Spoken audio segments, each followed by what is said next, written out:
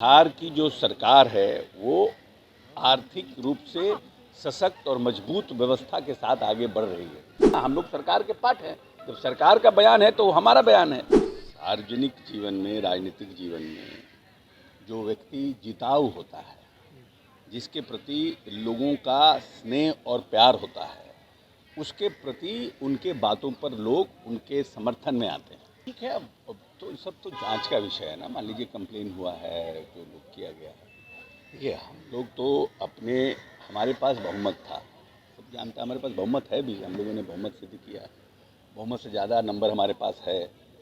तो जो लोग हमारे बहुमत को तोड़ करके और हमें डिस्टैब्लिश करना चाहते थे, उन लोगों ने कुछ किया है।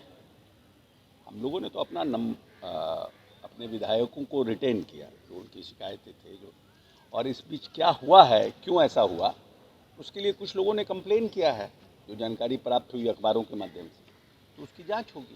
आप लोगों ने भी तो 3 उनके विधायक को अपने पाले में देखिए, हमारे यहाँ जो विधायक आए वो फ्लोर पर क्रॉस किए हैं।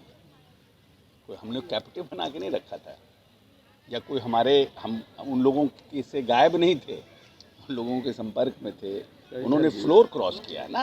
और लोग भी है क्या संपर्क में, सर, जो चाहना चाहते आ रही है, खरीद में 5-5 करोड़ देने का बात वो सब तो जांच का विषय, हम लोग जानते नहीं। सर, ऐसा लगता है कि नाराजगी महागठबंधन के विधायकों में और ज़्यादा है, और लोग भी हैं जो नीतीश कुमार पे विश्वास जताना चाहते हैं। देखिए, ऐसा है कि सार्वजनिक जीवन में, राजनीतिक जीवन में जो व्यक्ति जिताऊ होता है, जिसके प्रति लोगों का स्नेह और प्यार होता है, उसके प्रति उनके बातों पर लोग उनके समर्थन में आते हैं। जब लोग उनके समर्थन में है, तो अब जब चुनाव आने वाला है, लोकसभा और विधानसभा, तो निश्चित रूप से विधायकों को ये लगता है कि नीतीश कुमार एक जिताऊ चेहरा है, ये गठबंधन एक जिताऊ चेहरा है, और इस गठबंधन साथ रहेंगे तो हमारा भविष्य सेफ रहेगा, तो उस लोग आते हैं। सर, डिप्टी सीएम और सीएम साहब ने भी कहा कि कार्रवाई होगी और जांच जो है वो सबकी की जाएगी। अब नेता ही ने जब कह दिया तो उसके बाद रह क्या गया। जब नेता ने खुद हाउस में कहा है ये बात, तो उनके ऊपर कहीं ना कहीं माननीय मुख्यमंत्री को कुछ जानकारी होगी, क्योंकि सभी मंत्रियों को तो जानकारी नहीं रहती है।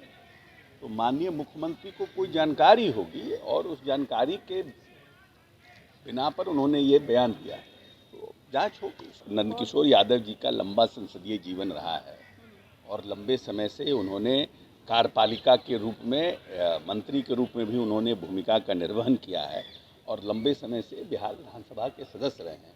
एक सीनियर सीजन्ड व्यक्ति हैं।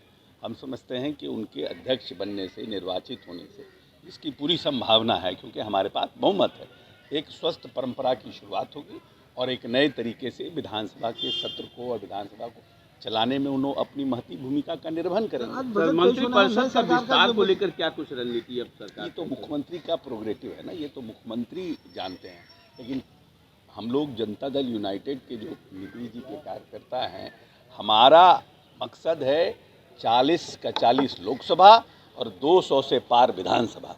ये हमारा है, हम लोग उस पर काम करने। मंत्री किसको बनाना है, नहीं बनाना है, ये तो माननीय मुख्यमंत्री का प्रोग्रेटिव है ना। उसकी ना हमें जानकारी रहती है, ना उसकी कौन क्या हो रहा है उसके, हम लोगों को तो मुख्यमंत्री इसका जवाब दे पाएंगे। आज नए सरकार का पहला बजट है सर, बजट को लेकर के क्या उम्मीदें और क्या कुछ नया खास? देखिए, जो आर्थिक सर्वेक्षण कल पेश हुआ है, उस आर्थिक सर्वेक्षण से ये बात स्पष्ट रूप से पता चलता है कि बिहार की जो सरकार है वो आर्थिक रूप से सशक्त और मजबूत व्यवस्था के साथ आगे बढ़ रही है।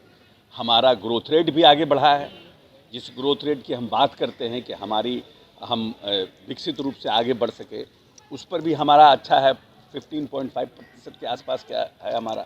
और जो हमारा मेन पैमाना है बजट का, जो हमारा मेन स्तंभ है, वो पूरी तरह से मजबूत है। और हम समझते हैं जो आज बजट भी आएगा वो लोक कल्याणकारी बजट के साथ, जो सरकार की 7 निश्चय 2 की जो घोषणा है, उस पर ताकत होगा।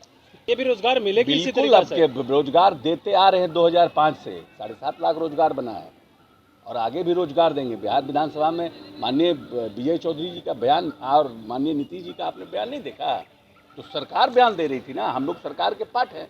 जब सरकार का बयान है तो हमारा बयान है। सर, नियोजित शिक्षकों को लेकर के भी जो चर्चाएं हैं, और 5 बार जो सक्षमता परीक्षा की बात की जा रही है, शिक्षक कह रहे हैं नहीं देंगे एग्जाम। शिक्षा मंत्री जो होंगे ना, उनसे पूछिए।